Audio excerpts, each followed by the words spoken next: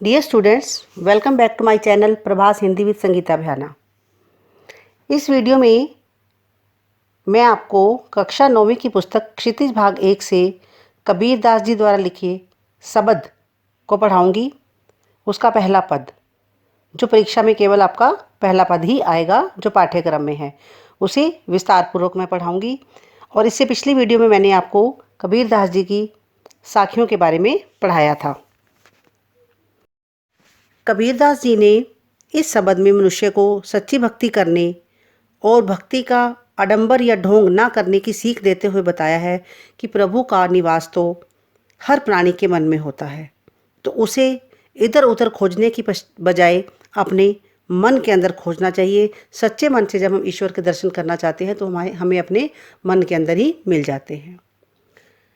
तो मनुष्य जीवन भर ईश्वर को पाने का उपाय करता रहता है और अनेक प्रकार की क्रियाएं करता है, लेकिन उसे ईश्वर की प्राप्ति नहीं होती, प्रभु के दर्शन नहीं होते। तो इसी संबंध में निराकार ब्रह्म मनुष्य से कहते हैं।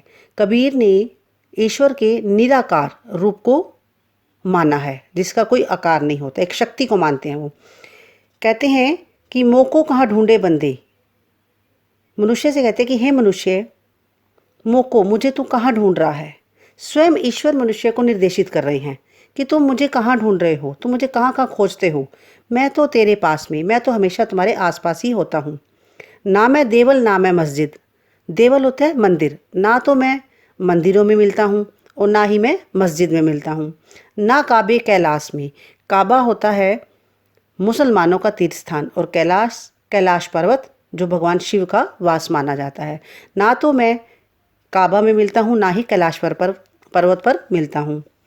ना तो कोने क्रियाक्रम में, और ना ही मैं किसी प्रकार की क्रियाक्रम ईश्वर की प्राप्ति के लिए जो किए गए आडंबर होते हैं, तो मैं किसी प्रकार के आडंबर में, ढोंग में करने से भी नहीं प्राप्त होता।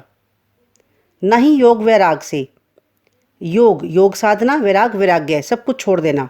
और ना ही मैं किसी योग साधना से या वैराग्य धारण करने से, मोह माया से मुक्त हो जाने से, सब कुछ छोड़ देने से भी मैं प्राप्त नहीं होता। खोजी होए तो तुरते मिलो। खोजी होए, खोजना चाहता है, तुरते ही, तुरंत, मिलूँ, मिल जाता हूँ। जो मुझे सच्चे मन से खोजता है उसे तो मैं पल भर में ही मिल जाता हूँ। पल भर की तलाश में, तलाश होता है खोज या तलाश, उसे मैं सच्चे मन से जो मुझे ढूंढने का प्रयत्न करता है, जो मन का सच्चा होता है, मैं उसे पल भर की कोशिश में ही मिल जाता हूँ। कहे कबीर सुनो भई साधो। कबीरदास जी क्या कहते हैं? सुनो भई साधो, हे साधु लोगो, हे सज्जन लोगो सुनो।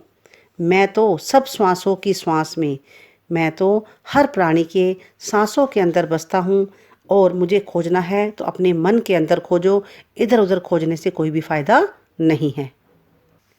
मैं तो सृष्टि के कण कण में व्याप्त हूँ, इधर उधर भटकने की आवश्यकता नहीं है, केवल अपने मन के अंदर ही मुझे ढूंढो।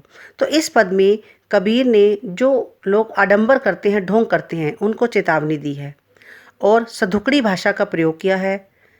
साथ ही साथ कवि ने उपदेश दिया है, उपदेशात्मक शैली का प्रयोग किया है, और शबद में निर्गुण भक्ति का वर्णन किया गया है। काबे कैलाश, कोने क्रियाक्रम में अनुप्रास अलंकार का सुंदर प्रयोग देखने को मिलता है। तो इस पद में मोको शब्द ईश्वर के लिए और तेरे शब्द का प्रयोग मनुष्य के लिए किया गया है। बड़ा ही सुंदर एक संदेश कबीरदास जी ने हम लोगों को दिया है कि हमें वाकई में ही एक सत्कर्म करके ईश्वर को अपने अंदर खोजने का प्रयत्न करना चाहिए। इस पद में कबीरदास जी ने मनुष्य को केवल एक ही संदेश दिया है कि ईश्वर का वास हर प्राणी में है और सच्चे मन से खोजने पर हम उसकी प्राप्ति कर सकते हैं। क्योंकि मनुष्य श्रद्धा, भक्ति और सच्चे मन से अगर ईश्वर को खोजे, ईश्वर को महसूस करे, तो वह अपने अंदर ही ईश्वर को महसूस कर सकता है। तो आई होप आपको ये पद अच्छी तरह से समझ आ गया होगा। आप मेरे चैनल को लाइक, शेयर और सब्सक्राइब अवश्य करें और बेल आइकन जरूर प्रेस करें ताकि आपको आने वाली वीडियो की नोटिफिकेशन मिल जाए। बच्चों, इसके साथ साथ ही मेरे चैनल पर कक्षा 10वीं, 11वीं और 12वीं NCERT का सिलेबस पूरा है। आप अपने मित्रों को, अपने संबंधियों को भी मेरे चैनल के लिए रिकमेंड करें ताकि वह भी इसका कुछ ना कुछ लाभ उठा सकें। Thank you and God bless you all.